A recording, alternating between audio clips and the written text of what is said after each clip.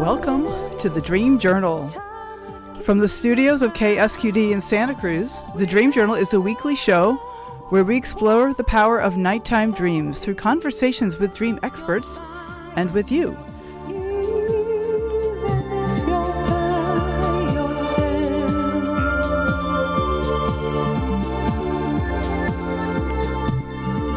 In the words of Carl Jung, who looks outside dreams, who looks inside awakens.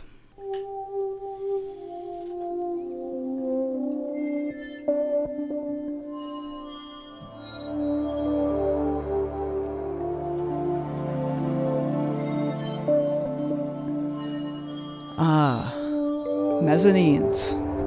Those interstitial places. This is the name of today's music. Companioning the dying through lucid dreams. Our guest is Jeanne van Bronkhorst, and she will share some of her experiences of psychopompic dreaming. I am your host, Catherine Bell of Experiential Dreamwork, and welcome to the Dream Journal. We are also a weekly podcast. Please subscribe, rate, and review, but most importantly, tell your friends. Archives are also available at Apple Podcasts and Spotify, and you can find them at ksqd.org/the-dream-journal.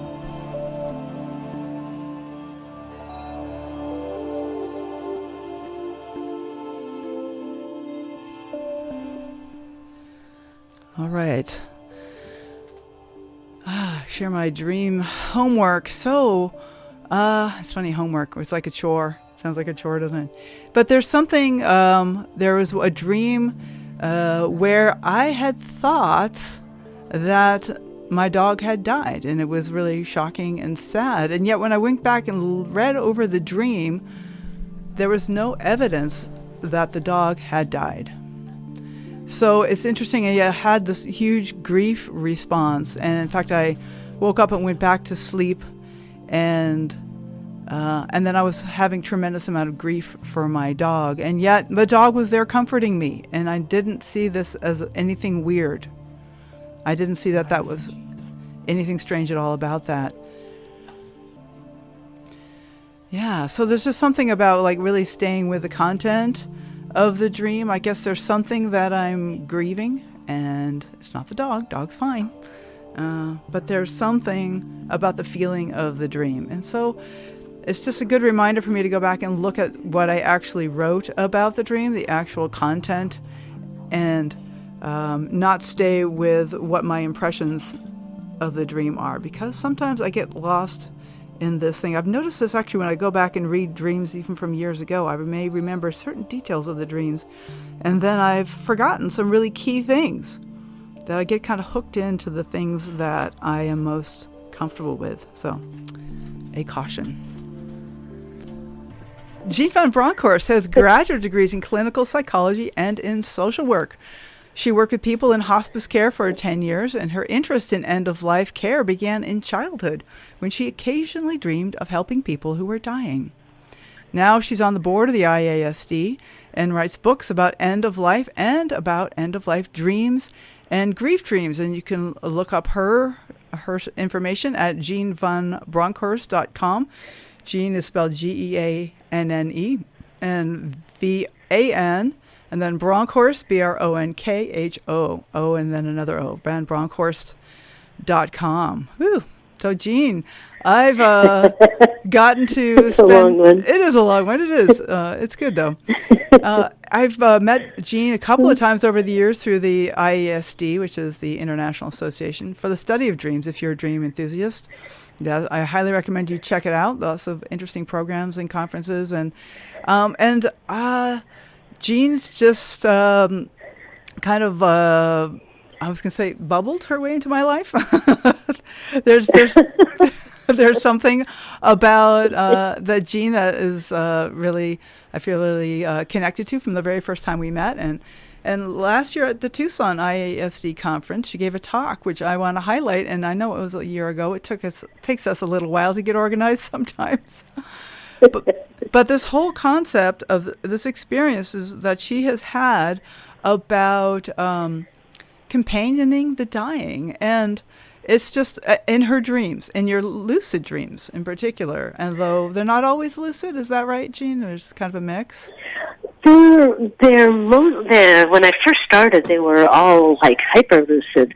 And now they kind of do a mix. Sometimes I'm really aware of what's going on, and sometimes I wake up the next morning and think, I wonder if that was one of those dreams. And I think it might be a part of aging, or it might be a part of just kind of focused in on daily life, and so letting the lucid part go. But I'm thinking of getting that back again. I'd like to... Oh, so you're saying you don't have as many lucid dreams as you used to? Is that? I'm not as lucid as I used to be, but I'm thinking about studying that a little bit and becoming more lucid again. Okay. I'm kind of up for the adventure of it again. Right. Oh, it is an adventure for sure.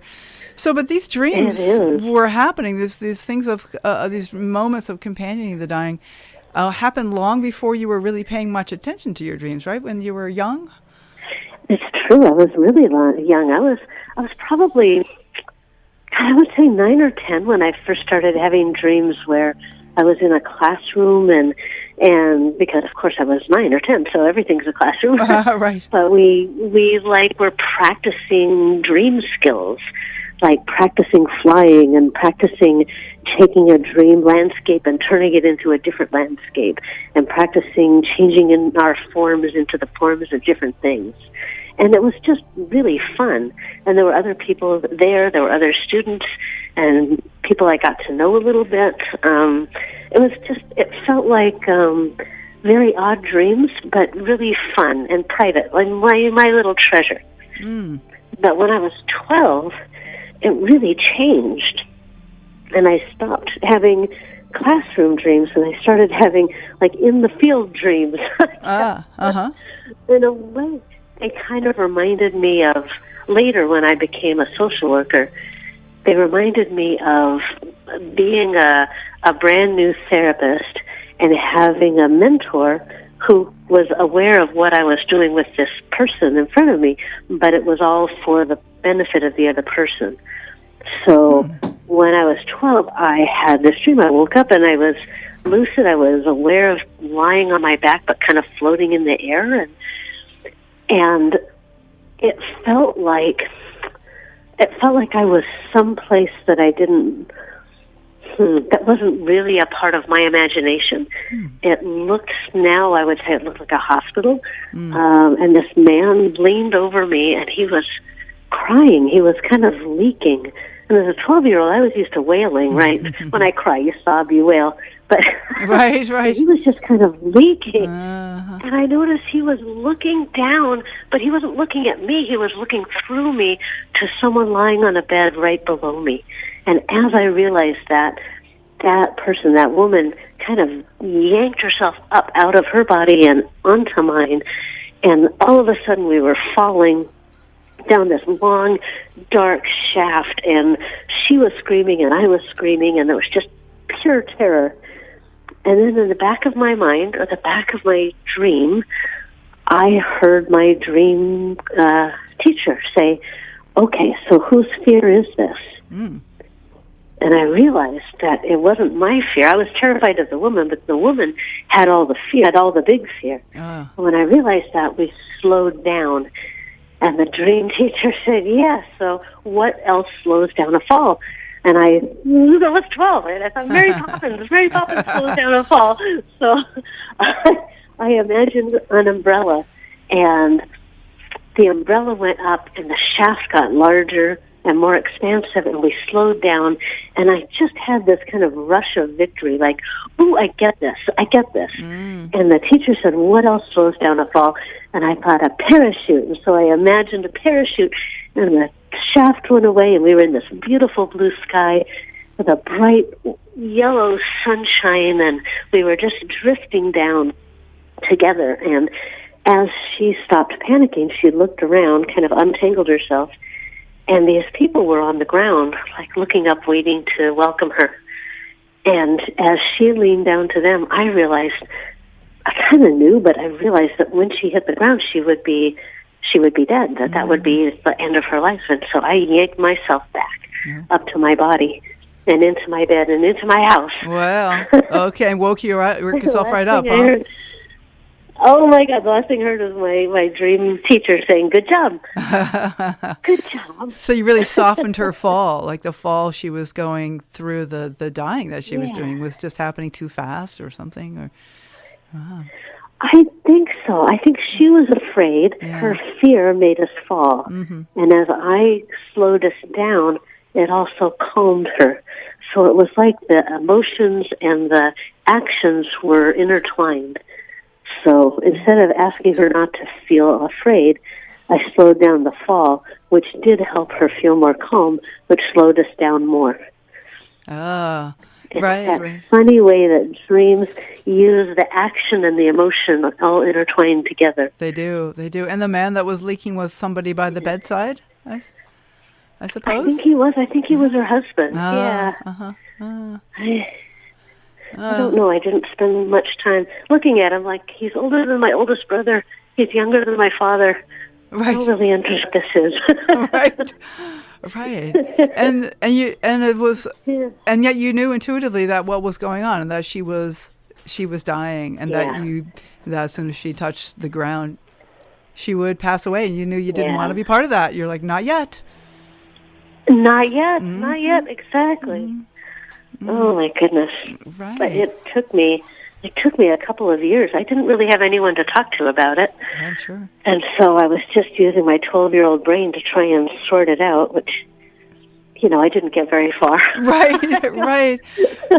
No, that's interesting that you talk about the 12-year-old brain, and that's something that I remember you talking a bit about is the larger self versus the current self. And I wonder if this is a good time to talk a little bit about that, because it's just take a breath of this whole idea of companioning the dying, and like, 12-year-old girls. How is that even possible? But I know. I had so many questions. Like, did she see a 12-year-old girl? But I don't think she did. I think she was in her own experience. Right. So I think when I'm in that lucid state, and this might be true for a lot of people, if not all of us, that sense of being kind of one foot in our daily life, our ego self, but also when you become lucid, you kind of become aware of the dream as a space kind of beyond the waking self. Mm-hmm. So I think I use the example of, if you're playing a board game or a card game and you get all caught up in the game itself, and that's, win or lose, some people get very competitive. It becomes a life and death kind of thing. Mm-hmm. But there's always this sense of knowing that we're safe, knowing that we're in a room, we're sitting at a table, we've got friends around. And so when we switch our awareness from, the absolute make or break of the game back to, I really enjoy being with these people, and then back to the game, and then back out again to, it's a sunny day outside the window in this room that I'm sitting in where I'm safe. It's like just one step outside of life into that room where things are safe. There's a bigger perspective that's holding us. Uh-huh. Right. Does that make sense? Yeah. And I'm just really taking that back to the idea of that when she's falling, and that the fear is making it a difficult experience. And it's sorry. Go ahead. Oh yeah, no. I was just like this. There's just something about feeling safe while you're dying, and that is something. It seems like a ironic almost, and yet that's like really important. It reminds me of the Tibetan Book of the Dead and the bardos and trying to maintain consciousness even while all kinds of things are happening around us. But Jeanne, let's get back to stories. Maybe do you want to tell another example of when you had this amazing experience? That was one where I had no idea who that woman was or what was going on. Right. She was not a part of my regular dream imagination. So, but I hadn't yet decided that meant she was really real somewhere. It just meant this is an unusual thing. I don't know what this is. Yeah. But I did have one where I was 16, so this was the third one where I was lucid. I was really aware of being my 16-year-old self.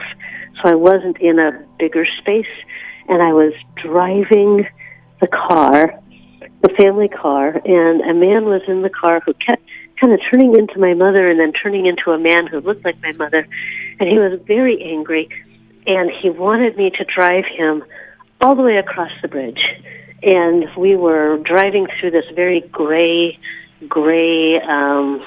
landscape with mist and rain, and there was an ocean right there, and I was supposed to be driving him, but I wasn't going to drive him all the way out because, again, that feeling of that's too far for me to go because I'm still alive. Uh-huh. So I kept telling him, no, I'm only going to drive you so far, and he kept saying, no, you have to drive me all the way. You have to drive me all the way. What kind of a driver are you? You're not going to drive me all the way. Right. I got mad. Right. I got mad, as 16-year-olds can. Mm-hmm. And my dream teacher was in the back of the car, kind of giggling and saying, you tell him. You go ahead, you tell him, Jeanne. I am 16. I am in high school. I am still alive. I've got a whole other life to go through. Yes. I am dropping you off right here. My alarm, my alarm went off. Oh. And I turned over. I had the very same consciousness. I was like back in my body, turned over, turned off the alarm and said, see, I am alive. I do have a school to go to. Mm-hmm. And was very, very glad about that. But when I woke up so that day I came home from school, and my mother met me and said, I have some hard news. I said, what? She said, well, I just got a call from my cousin's wife, and my cousin died last night. Oh. And I thought, well, she said she was kind of in the middle of this story. She said, I got a call from, say Sheila. And I thought, oh, this was Dan. This was Sheila's wife, Dan. This is Dan, who I saw. And she said, Dan died last night. Oh, woo. And that's when I thought, uh-oh. Okay, this is something real, huh? Connected to waking life, not just a dream. Connected to waking life, yeah. Oh. And it turned out that he had died angry. And there was something about that anger that had leaked through, and it was, and he found a way to get across the bridge, though, apparently, if that metaphor applies to dying, or... I guess, and again, it's that feeling of, was he arguing, in his experience, was he arguing with the 16-year-old girl, or was he having was he seeing different dream images that fit his understanding of feeling angry and frustrated and bitter? I didn't really know him. I had met him once when I was younger, so he was not in my mind at all. But it's that interesting period where I don't really know. I don't really know if what I'm experiencing in the dream image is the same image that other people are experiencing, or if we do some kind of a dance between them, and that what we're really sharing is the emotional experience. Mm-hmm. Well, it's even true in waking life. Like, do I really have the same world that you do? It's not really obvious to me that that's the case. I mean, talk about the world as illusion. Like I have this, do you remember this old movie? I think, I can't remember what it's called, Kiefer Sutherland, some old kind of a horror movie where these teenagers would take turns. Oh, Flatliners. Yes, Flatliners, yes.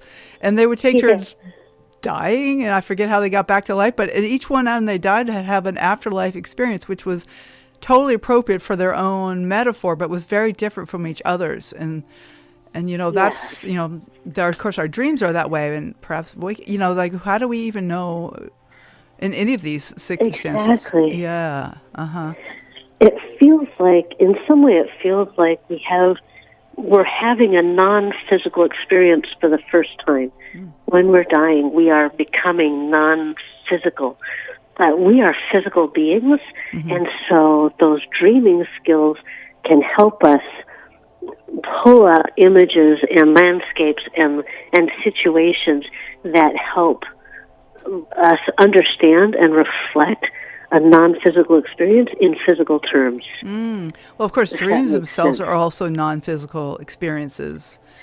But they're physical in the sense of we put ourselves into a three-dimensional space. We put ourselves into a a surrounding, into an environment, and have other people that we're talking to, or animals that we're talking to. So we have this kind of three-dimensional experience of perhaps a non-physical thing of emotion, for instance. So I don't just feel scared, I see a bear.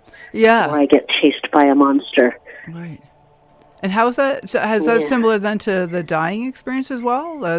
That then we kind of find this some kind of a metaphor.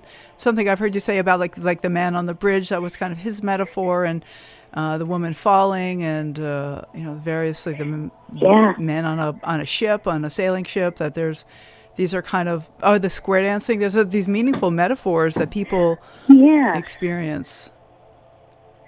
Yes, I think that is it.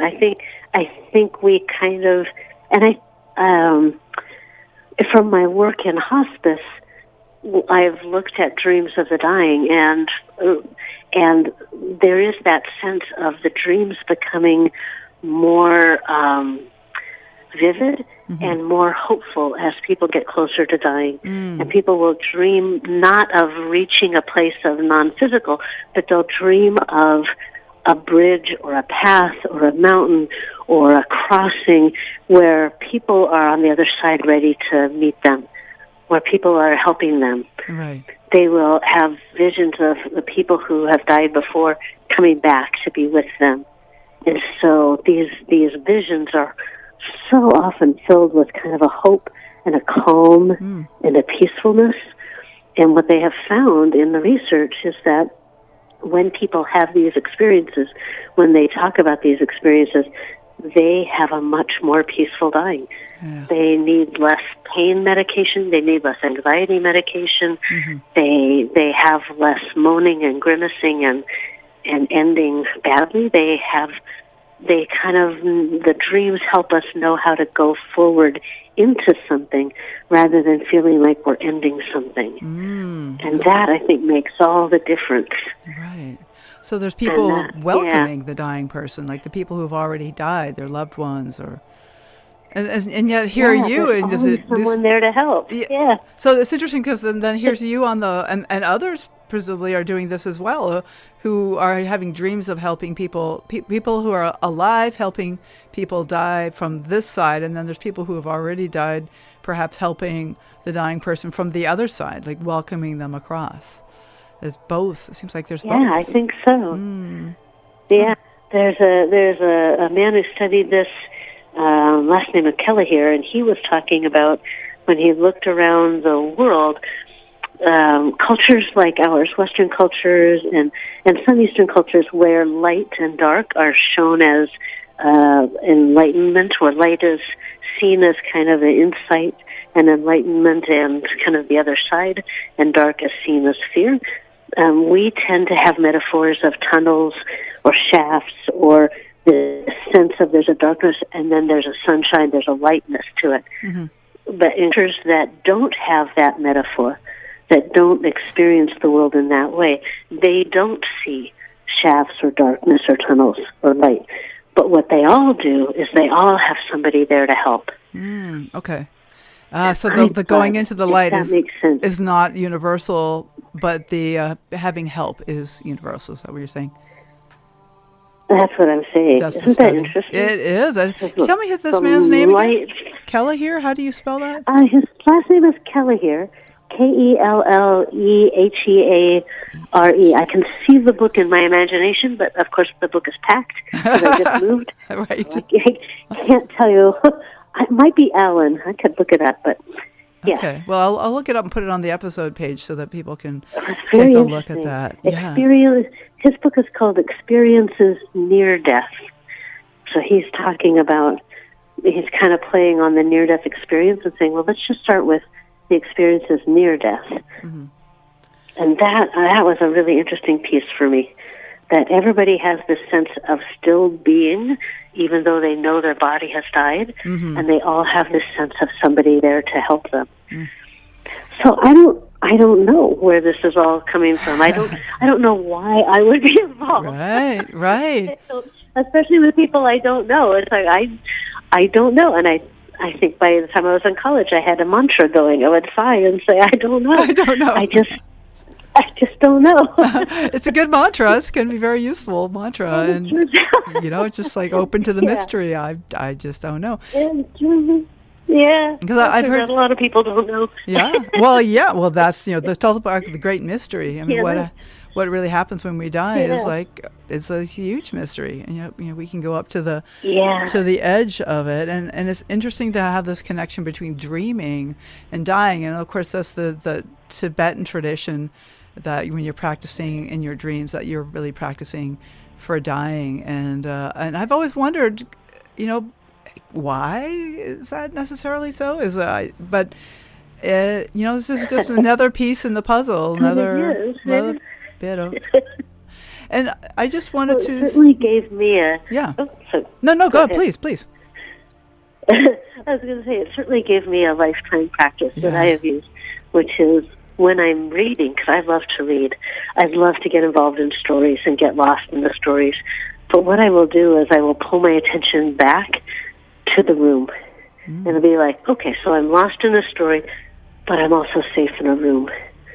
And that, to me, that just changing my awareness, my focus from being very intently focused on the book to being focused again on the room and my life that's holding that particular story. That, to me, is very much like the focus between life and death.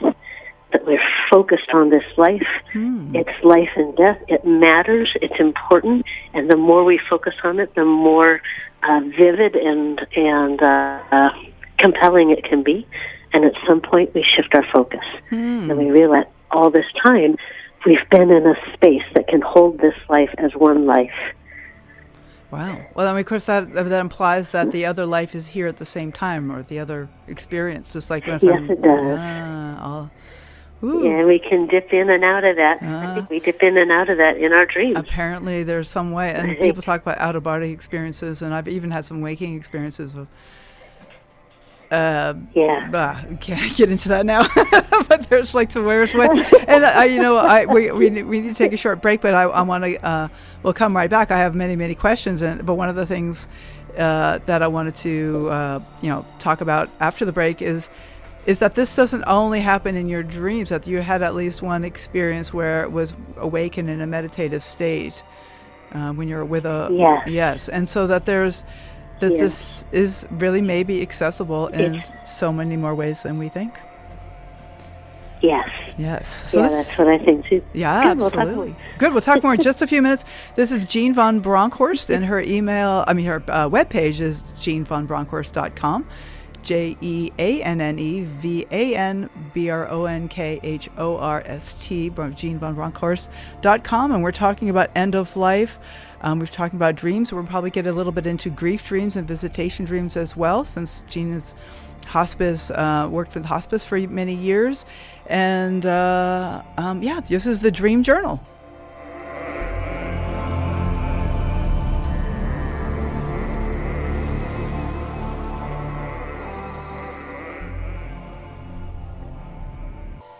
Okay, welcome back to the Dream Journal. My name is Catherine Bell. Our guest today is Jeanne van Bronkhorst. So the topic today is end-of-life dreams. And so we're back with Jeanne. Hello. Hi. So this is... Where to start? Okay, well, I see that our engineer Rick has a dream that he'd like to share. So let's take Rick as... Hi, Jeanne. Okay. This dream is somewhat in tune with what Catherine's dream at the opening, and also in tune with the show. And I have a very specific question.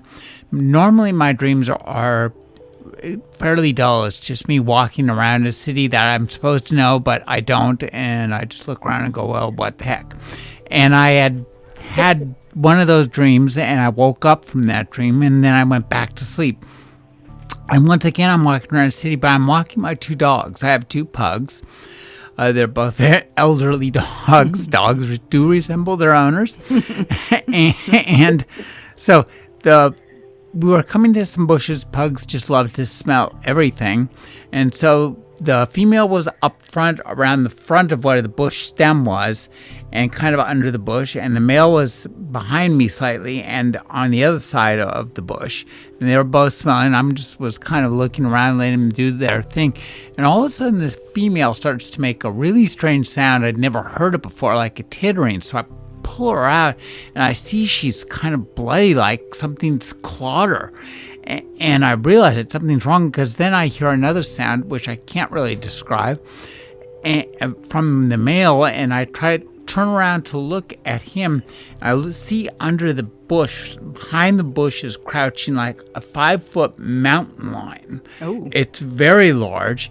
And I look to see where our Biscuit is. He's under the bush, but he has been killed and mauled in a way that was just completely awful to me. It was traumatic to me to think about it, to see it in the dream, and it's equally traumatic for me to think about it now. So why would my brain, in its evolutionary hunt to improve me, show me an image that traumatizes me during the dream and long afterwards?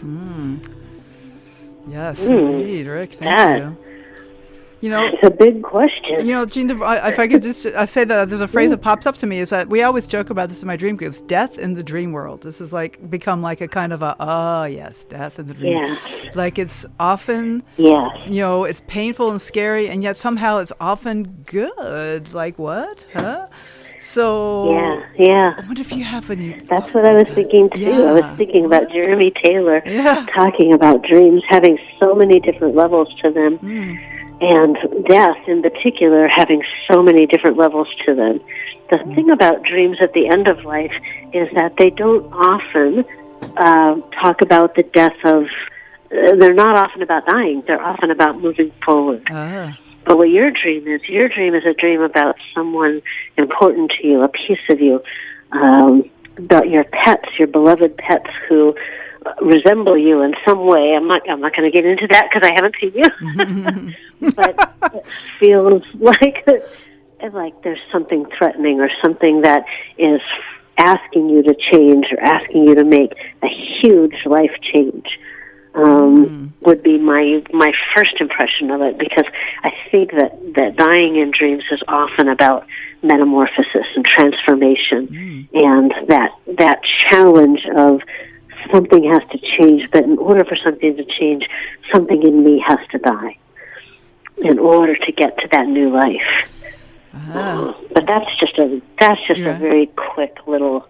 If that was my dream. Yeah. Oops, are you still there? Yeah, I'm here. Can you? Okay. Good, yeah. Okay. No, I agree. It's something about transformation. And the thing about transformation is it doesn't always feel good from this side. I mean, do the caterpillars really want to be butterflies? I'm not sure. Like, it might be kind of scary to, like, imagine what? I'm going to be, like, floating through space? That can't be good. And so that can be painful to get ready for transformation. Do you have anything you want to say about that, Rick? Is anything there resonate for you, or what do you think? Well,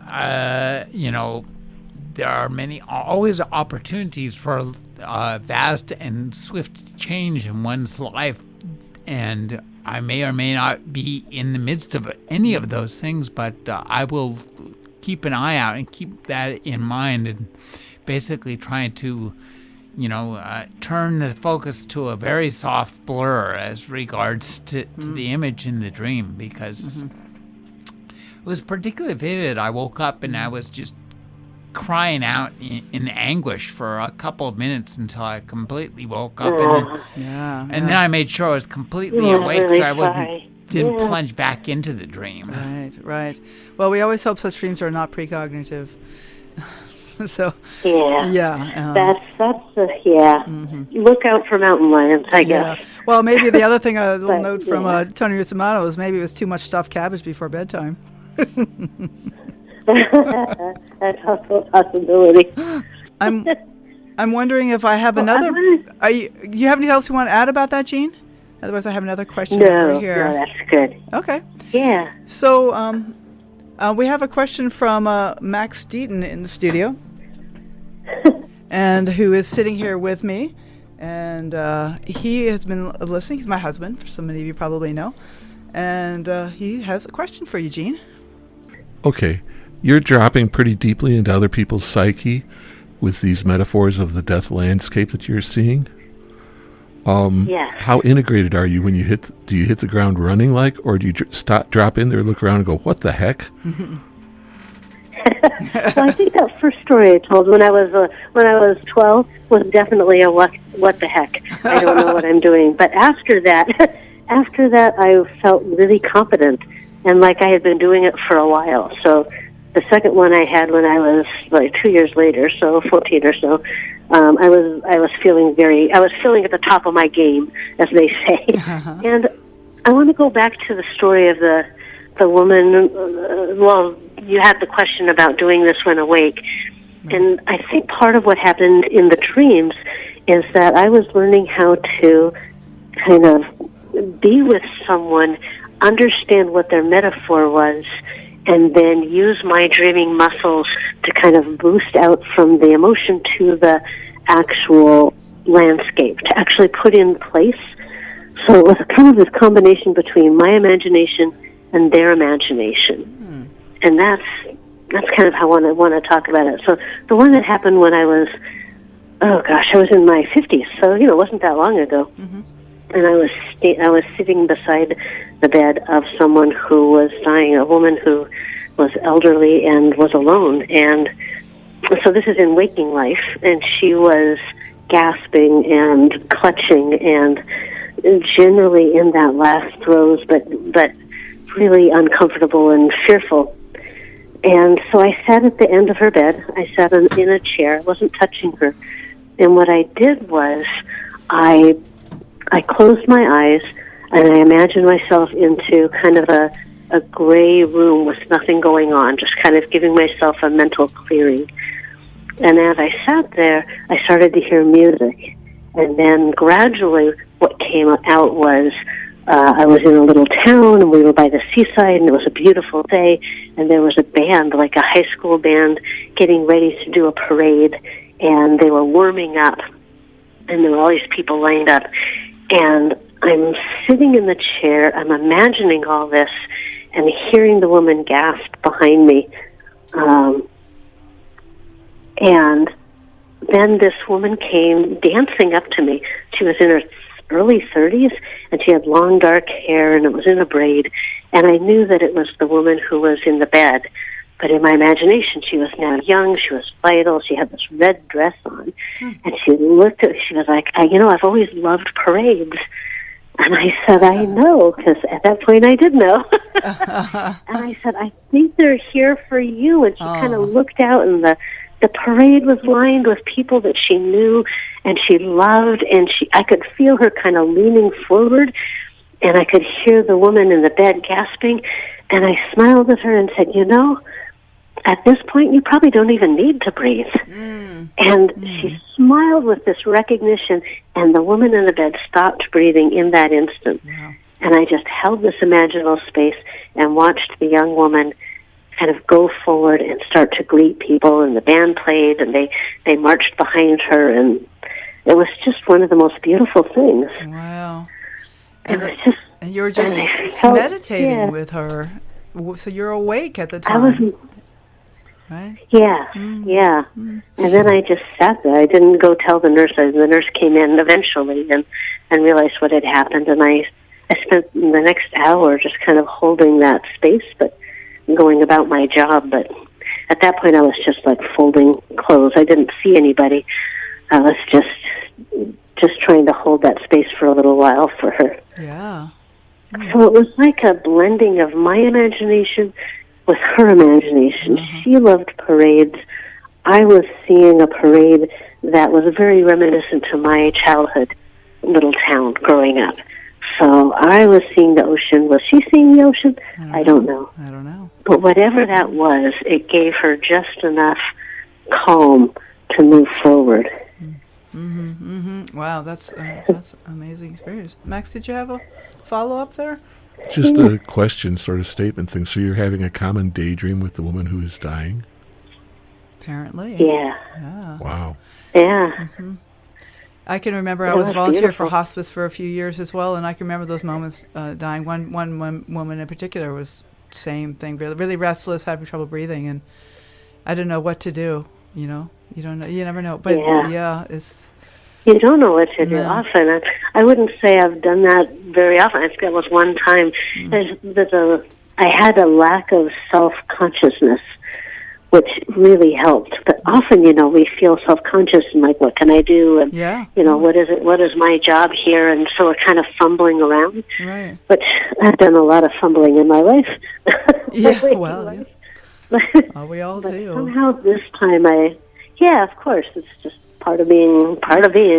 Yeah. But this time I had that lack of self-consciousness and could just enter into that imaginal space and invite her in.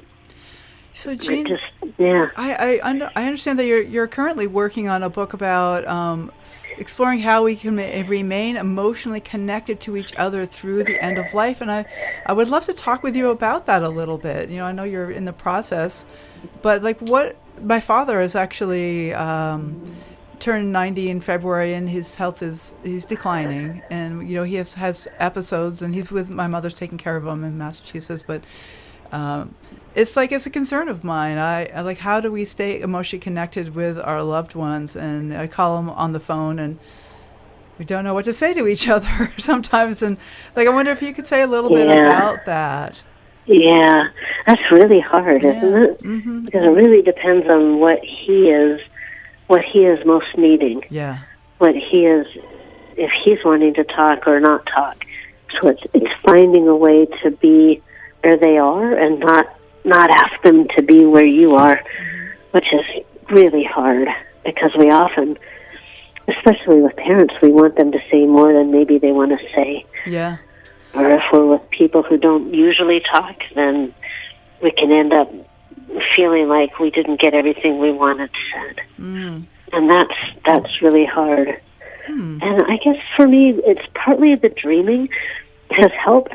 When I was working in hospice, I would just ask people, how are your dreams? How are your dreams doing? And leave it really open and easy. And if people had dreams, they would feel often comfortable enough to share them.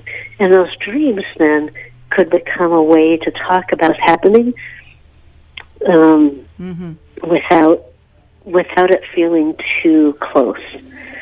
Right. As a social worker, again, I'm going to have her last name Golitz, but I don't remember her first name. But she ran support groups for people with cancer, and what she found is when she asked people about their dreams, it helped them talk about their fears as well, because the dreams became a container for the emotions. The dreams became a way to express the emotions one step removed. So instead of saying, I'm terrified, we could say, something was chasing me, and it made me feel scared. And that is just one step removed from what's happening right now. And let people talk about then and share their emotions in a way that was much deeper and truer than before, than without doing the dreams. Right. Well, that's of course how dreams help all of us, whether we're close to dying or not. That's so powerful. And I must say that I have not tried specifically asking my father about his dreams, but I do find myself sometimes telling him my dreams. And I don't know if that's a good way to do it given too. that we have personal relationship, that's if you've got a relationship that allows that, I'd say absolutely. I also sometimes find myself talking. Sorry. I want to add one more thing. I sometimes find myself talking about his mother, Emma, who was my grandmother, who was of the four grandparents, the one I knew the best and found the most kind, was connected to, and just thinking of him and all of his siblings have all now passed away. So I find myself talking to him about his mother sometimes. Does he like that? Yeah, he does. Yeah, it seems to give him something to kind of latch onto. That's a wonderful thing then. Yeah. And just telling stories of the life. I remember I was seeing this the other day, and it reminded me of how we, that kind of thing, to launch into family stories. wonderful. Wonderful. Just a way. And sometimes when people feel like my dad didn't like to talk, he often said, my favorite conversation is two people I love talking to each other near me so I can listen and join in every now and then. So he's not unusual in that feeling of sometimes what happens is people will come in to visit together, and then they can tell stories back and forth as if the person is no longer able to talk. 'Cause it's hard to talk to someone who's not responding, but we can go in twos and threes and have a memory party, have one of those first time I saw him be mad, first time she made me laugh, first time, when they first saw each other, or what story do you remember about how they got together? And trading stories back and forth about their lives is hugely comforting. It just says, my life is important, I'm remembered, my life had meaning for these people I love. Right. Well, I often talk to my mom when I call and talk to my parents. I spend most of the time talking to my mother, and I know my father's right there listening because it's FaceTime, so it's all on speaker, and usually she'll hand the phone to him at some point, and he'll say something like, "I'm so glad you called." Like, even before we said one word, he's like already grateful for the call. That counts. Yeah. And that's the other part of it is make sure you count all those victories. All those times you connect, and revel in them. Let them be enough. Will help. Oh, that's wonderful. So Jeanne, we just have a few minutes left. I wonder if there's anything that we haven't gotten to. We didn't really touch much on visitation dreams or grief dreams, which I know is something. Jeanne has been on the show before, and I'll put a link to that earlier episode. We talked more, I think, at that point about those kind of things. But is there anything in particular you want to bring up today before we finish? Well, I think that dreams are a really important bridge that we have to people that are no longer with us, or people who are too far away to see, that we can set intentions to dream with them, to dream about them. We can talk to each other about the dreams, and the visitation dreams for me are that way that we have of reaching out and welcoming in that contact again, that sense that we are connected through our love, and it doesn't end when the physical life ends.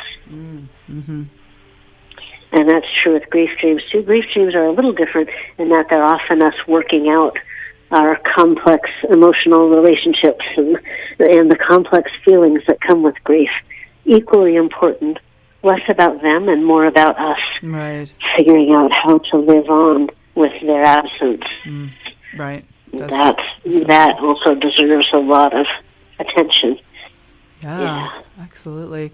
Well, thank you, Jeanne. I'm really looking forward to spending more time with you. On IASD, we're on boards together, committees and teams and meetings, and which is a wonderful organization. The International Association for the Study of Dreams is something that I really feel strongly about. And you can find Jeanne van Bronkhorst at her webpage, JeanneVanBronkhorst.com.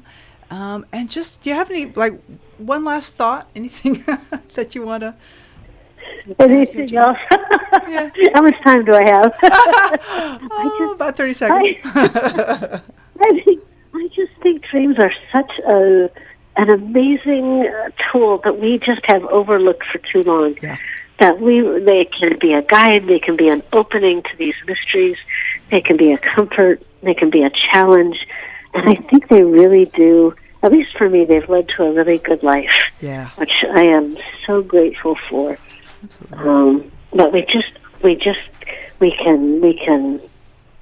can form trusting relationships with our dreams without having to give over our control, but just a sense of how do we work with them, how do we talk back and forth. So have a dream about my dogs getting mauled, which is horrible, and so then it becomes, so how do I respond to that? How am I going to put meaning on that makes sense for my life now? What does my life look like with this dream in my pocket? And how would I, so trusting it without falling into helplessness about it. The trust, that old trust. Thank you, Jeanne. It is a pleasure. Take care of yourself Thank until we you very talk again. much. Okay. Love it. All right. We will talk again. We will indeed. All right. Bye. All right. Well, thank you for listening. The Dream Journal is produced at the studios of KSQD in Santa Cruz, and it's live every Saturday at 10 a.m. Pacific at ksqd.org. The podcast is released on the Monday following the show. Keeps us growing when you subscribe, rate, and review. I'm Catherine Bell. Find out about my dream coaching practice at experientialdreamwork.com.